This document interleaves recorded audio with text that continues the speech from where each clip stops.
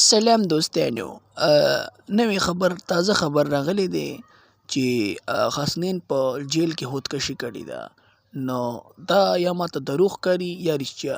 سوشل میډیا والا ډېر غوبل راغستی دی. راځئ تاسو دا تصویران وینئ.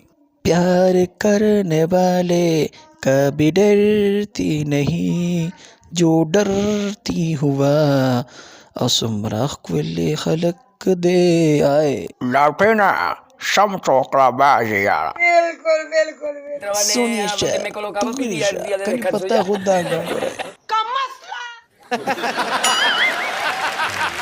دوستانو سم چوکرا لګتې په ده دروغ مه وایه یار. څومره ښکلی سونډې دی. دا وګوره که نه سونډي مار کوتر دی.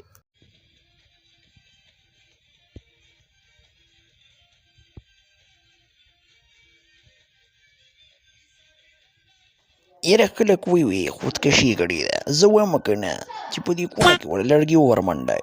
داسې خلکو سپورټ مه کوئ چې هغه په ډمانو پیسې شیندي. دا غریبه کورنۍ ده خو د زوی د مالدارو سره کیني باسي.